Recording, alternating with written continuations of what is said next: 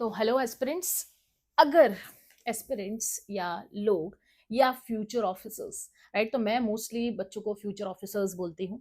तो अगर आपको भी यूपीएससी की जर्नी स्टार्ट करनी है, यूपीएससी के पवित्र पेपर में आपको अगर पैर रखने हैं, तो उससे पहले आपको क्या करना होगा और किस तरीके से आपकी स्ट्रेटेजी रहेगी, वो बहुत ही शॉर्ट क्रिप्स तरीके से मैं आपको समझाती हूँ without wasting any single amount of time.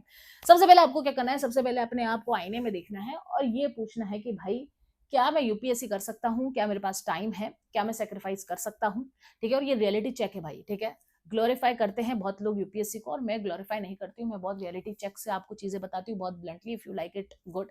If you don't like it, तो you can glorify things and all.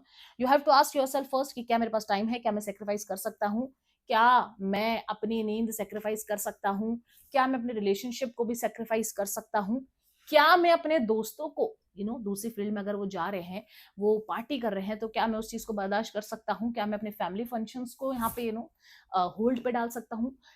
तो कुल मिला के जब आप ये सारे क्वेश्चंस अपने आप से पूछोगे मिरर के अंदर आके कि क्या मैं ये सारी चीजें कर सकता हूँ, तो भाई आप रेडी हो फिर यूपीएससी के लिए। अगर आपका जवाब हाँ है, ठीक है, तो आपका अगर जवाब हाँ है तो फिर इस वीडियो को आगे देखिए, अगर ना है तो फिर इस वीडियो को पॉज कर दीजिए। राइट। तो भाई अगर आपका जवाब हो गया है हाँ कि मैं सेक्रीफाइस के लिए रेडी हूँ, क्यों सेक्रीफाइस के लिए रेडी हूँ, इतना सेक्रीफाइस क्यों लगेगा? सिंपल सी बात है भाई, यूपीएससी करने का मतलब हो रहा है कि भाई आपकी पुश्तें चेंज हो रही हैं। ठीक है, एक बार आपने यूपीएससी निकाल लिया, आप नहीं, आपकी पुश्तें निकल जाएंगी आगे। ठीक है, ऐसा फील्ड में आप घुस रहे हो कि भाई आपका एक सिग्नेचर एक दूसरे इंसान की लाइफ बदल देगा। राइट, तो ऐसी फील्ड के अंदर आपसे सेक्रीफाइस नहीं होगा तो किससे होगा?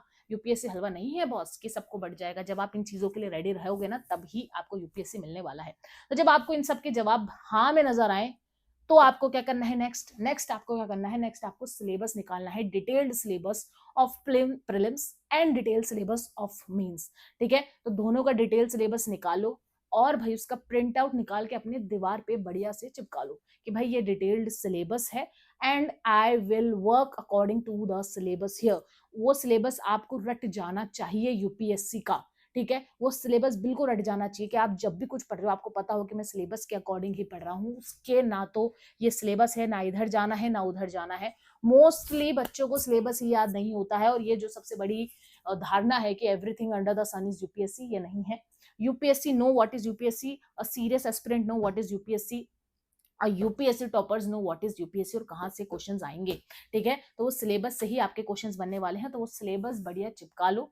ठीक है, और वो सिलेबस अकॉर्डिंग ही पढ़ो। ठीक है, सिलेबस जब आपको पता चल गया है, आपने जवाब पूछ लिए हैं, आपने सिलेबस वहां पे प्रिंट आउट करवा था, आप किसका वेट कर रहे हो? आप वेट कर रहे हो एनसीईआरटी का।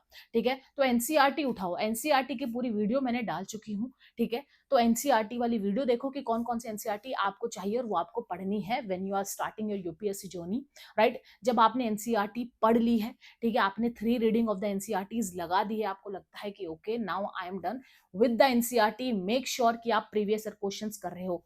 कभी भी ये गलत फहमी मत रखना कि जब तक मैं पूरा नहीं पढ़ लेता तभी मैं प्रीवियस ईयर करूंगा या पेपर से पहले ही करूंगा। एनसीईआरटी करते ही आप प्रीवियस ईयर पेपर उठा लोगे। पॉलिटी की करी, पॉलिटी के आपने प्रीवियस ईयर पेपर उठा लिए, प्रीलिम्स और मेंस दोनों।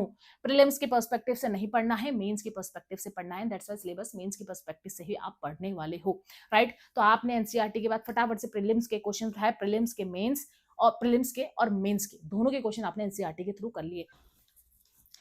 नेक्स्ट स्टेप आपका क्या होगा? Core books. ठीक है, अब ये जो कोर बुक्स के भी बहुत सारे ऑल्टरनेटिव मार्केट्स में मिलते हैं कि भाई वन लाइनर्स, ये फलाना ढिमकाना, भाई नहीं। जो कोर बुक्स की मैंने वीडियो बनाई है कि ये कोर बुक्स आपको पढ़नी है, बस वही कोर बुक एनसीईआरटी के बाद आप वो कोर बुक्स पढ़ेंगे, बात वहां पे खत्म। अब जैसे कि आपने एनसीईआरटी के साथ प्रीवियस ईयर क्वेश्चंस उठाए, वैसे ही कोर बुक्स में जैसे ही आपका कोई एक बड़ा टॉपिक कंप्लीट होता है, फॉर एग्जाम्पल पॉलिटी की बात करते हैं तो आपका मान लो कि स्टेट गवर्नमेंट का एक टॉपिक कंप्लीट होता है, तो उसके प्रीवियस ईयर क्वेश्चंस उठाओगे, उसके मेंस के क्वेश्चंस उठाओगे, प्रीलिम्स और मेंस के दोनों, और हाथों हाथ सॉल्व करोगे। मतलब प्रीवियस ईयर क्वेश्चन तो आपके हाथों में होने चाहिए। ठीक है, जैसे जैसे आपने एनसीईआरटी करी, प्रीवियस ईयर क्वेश्चंस उठा लिए, जैसे आपने कोर बुक्स करी, फिर आपने प्रीवियस ईयर क्वेश्चंस वहां पे उठा लिए। और प्लीज उस चीज में आलस बिल्कुल भी मत करना, यूपीएससी निकालना है तो प्लीज ये चीज आपको करनी ही होगी। ठीक है, थर्ड स्टेप आपका क्या होगा? थर्ड स्टेप होगा लास्ट के 10 to 15 ईयर्स के वापस से पूरे बल्क प्रीवियस ईयर पेपर उठाओगे, फिर उनको एनालिसिस करके वापस से सॉल्व करोगे। एनालिसिस कैसे करना है उसकी भी वीडियो मैंने डाल चुकी हूँ कि किस तरीके से एनालाइज करते हैं प्रीवियस ईयर क्वेश्चन पेपर, वो वीडियो जरूर देख लेना कैसे कि आपको, क्योंकि रिपीटेड टॉपिक्स हैं, यूपीएससी आपको बताएगा कि not everything under the sun we ask repeated things. ठीक है, जिसने नोट कर लिया वो निकल जाता है यूपीएससी में, जिसने नहीं किया वो यही बोलता है कि एवरीथिंग अंडर द सन, मुझे आइडिया नहीं था कि ये आएगा वो आएगा, राइट। क्योंकि जब मैंने टॉपिक्स पढ़ा है, if you follow me on Instagram as well, वहां पे मैंने टॉपिक्स डाले हैं जो करंट इश्यूज थे, और उन्हीं में से मेंस के क्वेश्चंस निकल के आए। How I analyse it? Because मैंने एनालाइज करा है भाई, इतना पढ़ाया है, इतना टाइम के साथ मुझे पता चला है कि ये टॉपिक्स हैं जिसपे यूपीएससी वापस से क्वेश्चंस पूछता है, और किस तरीके से पूछता है, किस पैटर्न से पूछता है, और किस तरीके से हमें पढ़ना है ताकि हम उनको वो आंसर्स दे सके। क्यों? क्योंकि भाई आप यूपीएससी को चूज तो कर लोगे, लेकिन यूपीएससी आपको क्यों चूज करेगा गाइस? ठीक है, इसलिए ही करेगा क्योंकि अगर आपने उसको समझ लिया है, होता है ना कि when we are with a relationship with a person, you have to understand that person, right, to be with that person. तो भाई अगर आप यूपीएससी को चूज करो तो आपको उसको समझना तो होगा कि किस नेचर का है वो यूपीएससी, तो वो नेचर आपको प्रीवियस बताएगा। नेक्स्ट आपको उठाने हैं mock papers. Mock papers mostly जब आप पेपर्स होने वाले होते हैं प्रीलिम्स या मेंस, उससे पहले आप मॉक सीरीज लगाते हैं, बहुत इंपॉर्टेंट है। मॉक सीरीज से ही आपको आईना वापस से देखने को मिलता है। सबसे पहले जब आप यूपीएससी की तैयारी करेंगे तब आईना देखेंगे, मॉक पेपर आपको वापस से आईना दिखाएगा कि क्या आपने जो प्रोमिस किए थे वो आप फुलफिल कर पा रहे हो, राइट। लेकिन इसमें भी एक और चीज क्या है कि क्या होता है कि मॉक पेपर अलग पर्सपेक्टिव से बनाते हैं, कोचिंग इंस्टीट्यूट्स वगैरह बनाते हैं, तो उसमें बहुत स्टूडेंट्स है जो नहीं मार्क्स ले आ पाते, और कुछ स्टूडेंट्स है जो बहुत अच्छे मार्क्स लेके आते हैं लेकिन यूपीएससी में नहीं लेके आ पाते। तो मॉक इज जस्ट एक रिवीजन जो होता है ना, एक तरीके से आप क्या कर रहे हो, जो पढ़ रहे हो उसको बार बार रिवाइज करके आप मॉक दे रहे हो, प्लस मॉक आपको एक आईना भी दिखाता है कि इस तरीके से आपको प्रेशर होगा, इस तरीके से आपको पेपर देना होगा। तो वो आईना दिखाने के लिए मॉक पेपर्स आपके लिए जरूरी है। वो आप मॉक टेस्ट पेपर्स देंगे, वो पेपर से पहले की बात है, ठीक है। तो कोई भी coaching institute, I will say offline mock test देना बहुत ज्यादा जरूरी है, ताकि जो दिमाग में एक बिल्डअप प्रेशर होता है जब आप जाते हो एक्चुअल में पेपर देने के लिए, तो परेशान हो जाते हो, तो आपको पहले ही एक एक्सपीरियंस मिल जाता है। तो मोस्टली आप ऑफलाइन ही मॉक टेस्ट पेपर देना।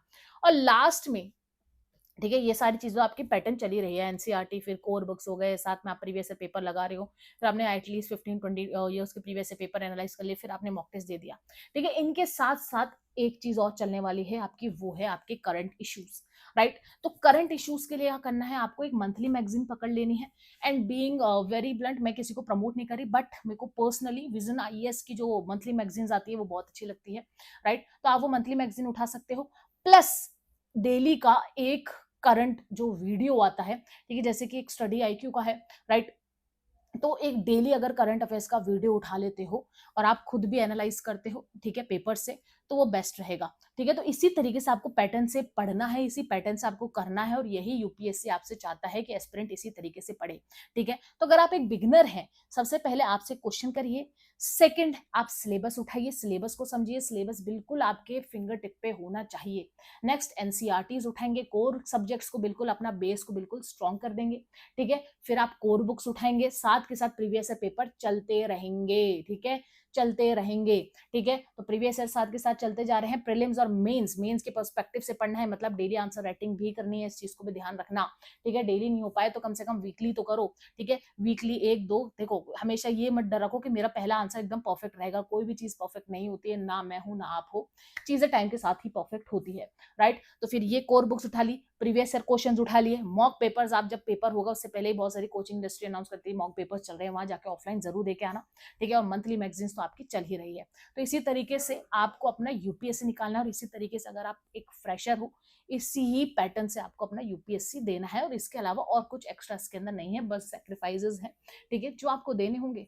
इतने बड़े चीज के लिए आप खड़े हो, ठीक है, आपको जाते ही ये वाली पोजीशन मिलेगी, ठीक है। आपको प्रमोशंस पे भी नहीं मिलती है पोजीशन, डायरेक्ट आप यहाँ पर जाके बैठोगे, तो यू कांट एक्सपेक्ट कि भाई बिल्कुल हलवा होगा ये प्रोसेस। ये कठिन जर्नी है, बट इसको एंजॉय करके पढ़ना है, ठीक है। तो आराम से चिल होके पढ़ना है, लेकिन कंसिस्टेंटली पढ़ना है, बस फिर आपका काम हो जाएगा यूपीएससी का। और भी कुछ अगर आपको लगता है कि जानना हो, रह गया हो, डू कमेंट, कमेंट सेक्शन आप सबके लिए ओपन है, बिल्कुल बिंदास पूछिए, मैं आपको वीडियो जरूर बना के दूंगी, ठीक है, एज रिप्लाई। तो चलो मिलते हैं नेक्स्ट वीडियो में, बाय बाय, टेक केयर।